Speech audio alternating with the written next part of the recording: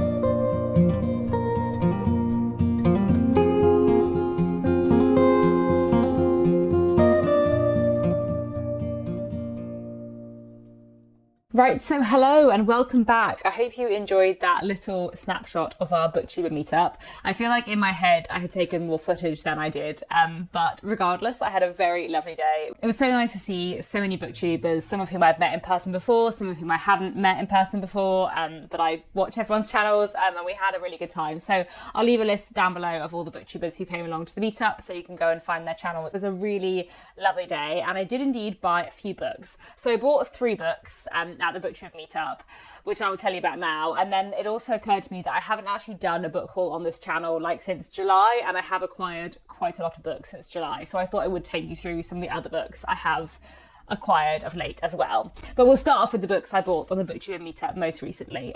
So in the very first bookshop we were in, I spotted this beauty and I could not resist it. This is The Open Door and Other Stories of the Seen and Unseen by Margaret Oliphant, edited by Mike Ashley, produced by the British Library. Margaret Oliphant, if you don't know, is a wonderful Victorian writer who is quite forgotten now. It is not that easy to find Margaret Oliphant in print, and to find this beautiful an edition of some Margaret Oliphant short stories was just so exciting. So I obviously felt I had to buy it at once. So this is a collection of 6 stories by Margaret Oliphant, which are all ghostly and mysterious. So I think this is going to be excellent. We have The Secret Chamber, Earthbound, The Open Door, The Portrait, The Library Window, and a short story whose name I do not know how to pronounce, but this just sounds like a really intriguing collection. And this edition was apparently published in 2021, but I've never seen it around before. Maybe it's one of those books that bookshops only really put out at like Halloween, Christmas time. I'm really excited to read this. I think I'm going to try and read this before the end of the year because Victorian ghost stories are often quite Christmassy.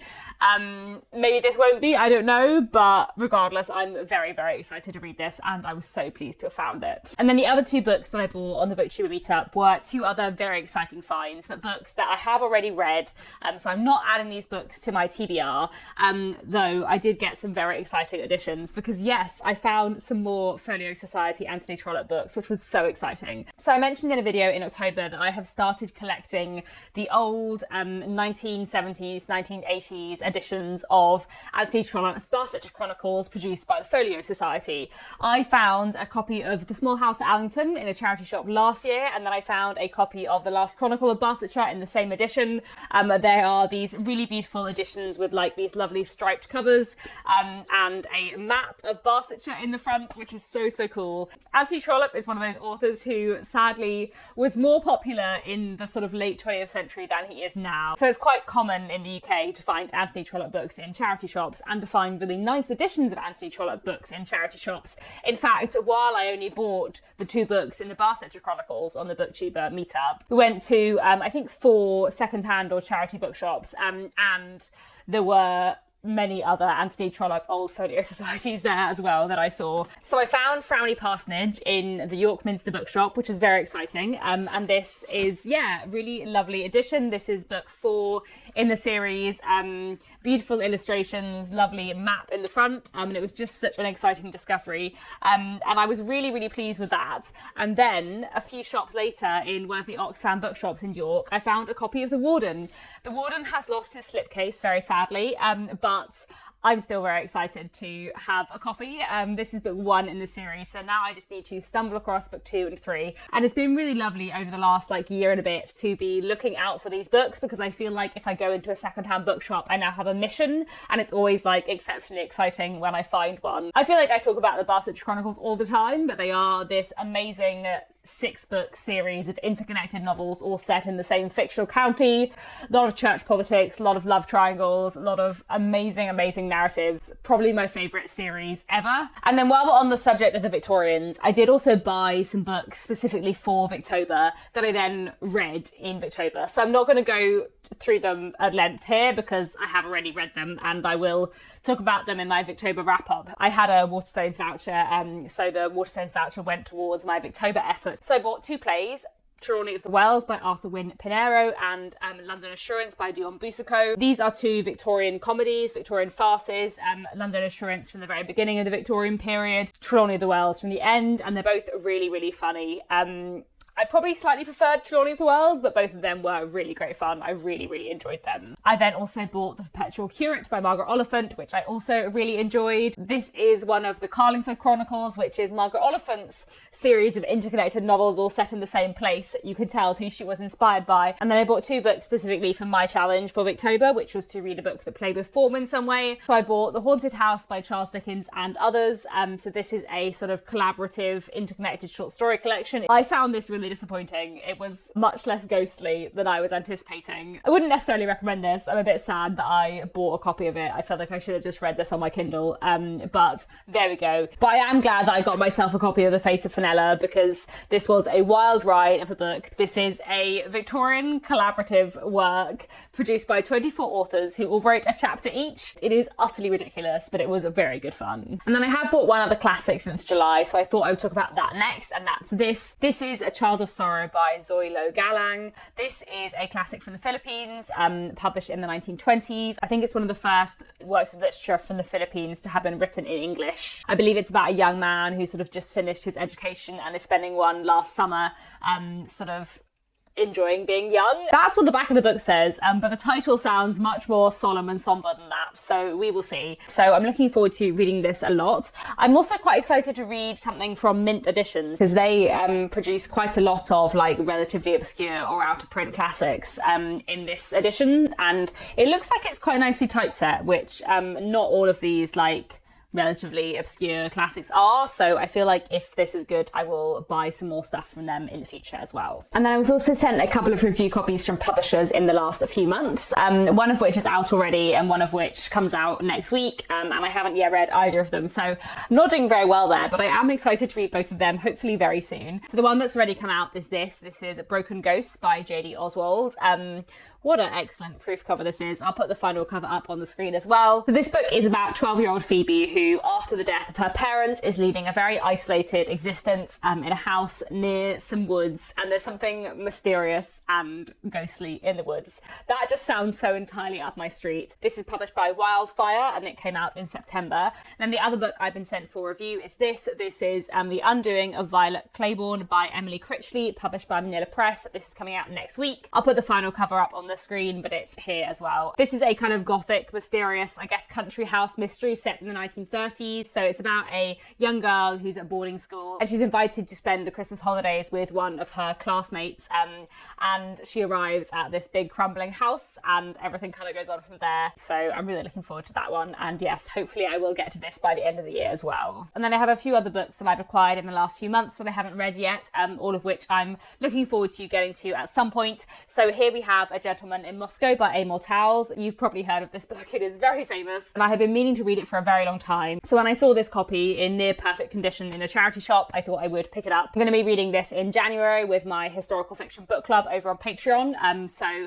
really looking forward to that. This book is set in Russia in the 1920s, not long after the Russian Revolution. It's about a Russian aristocrat who is basically imprisoned in a hotel. I've just heard amazing things about this book from like everyone who's ever read it, so I'm really looking forward to this one. And then the same day that I bought A Gentleman in Moscow, I also picked up these two books. I was thinking that I have hardly read any Japanese literature this year, which is such a shame because I love Japanese novels so much, and I saw these two and thought I would pick them up. So the first book I have here is This is Amako, Do You Copy by Natsuko Imamura, and this is translated from the Japanese by Hitomi Yoshio, and this book is about a young girl. It sounds like it's a kind of coming of age story, and there was something about the back cover copy that reminded me of Miss Ice Sandwich by Meiko Kawakami, which is one of my favourite Japanese books ever, so I'm really looking forward to this one. And then the other Japanese book I picked up was this. This is The Kawagama Food Detectives by Hisashi Kashiwa, translated from the Japanese by Jessie Kirkwood. So this novel is about a restaurant in Tokyo